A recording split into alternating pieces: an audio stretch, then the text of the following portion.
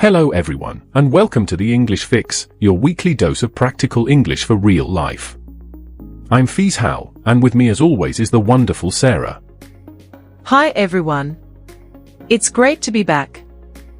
Sarah, today we're tackling something that sounds simple, but can be a huge challenge for English learners: small talk. What exactly is small talk? That's a great question, Fiz Hal. Small talk is that light, casual conversation you have with people you don't know very well, or maybe even strangers. It's not about serious topics. It's how you break the ice and get comfortable before you get into a deeper conversation. Break the ice. That's a great idiom. It means to make people feel more relaxed in a social situation. So, what's one of the most common and safest topics for small talk in English? The weather. I know it sounds cliché, but it's a topic everyone can talk about, no matter where they are from. It's a perfect starting point. So, a simple way to start is just to say, "How's the weather today?" That's true. But you don't want to just ask a question and leave it there.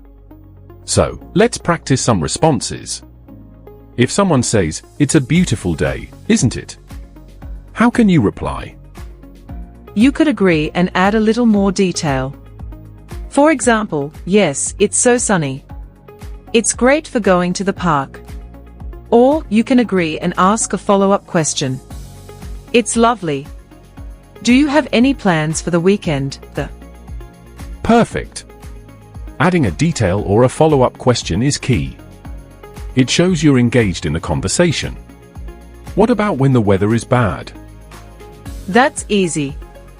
You can use it as a way to complain together, which can be a great way to bond.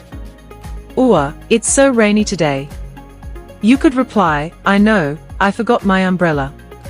I'm completely soaked." Soaked means very, very wet. Completely soaked, I like that. It's a very natural way to describe it. Let's try another common small talk topic: hobbies. Great. Another simple question is, "What do you like to do in your free time?" This is a great way to find a common interest. Right. And you want to avoid just saying yes or no. For example, if someone says, "I like hiking," you can't just say "me too." You should say, "Me too. Where do you usually go hiking?" "Oh, that's cool. I've been wanting to try that." Exactly. Don't be afraid to ask for more details. So, for our listeners, the main takeaway is that small talk isn't about deep conversation. It's about being friendly and using simple phrases to build a connection. Absolutely. Let's do a quick recap. We talked about using the weather and hobbies as small talk topics.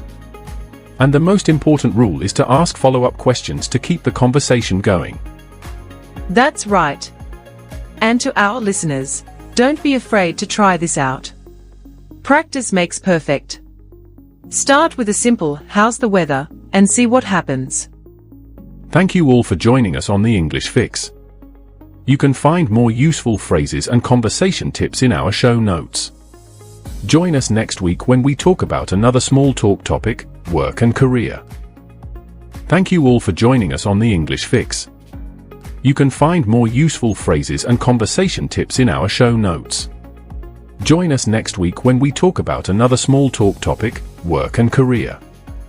See you next time. Like and subscribe.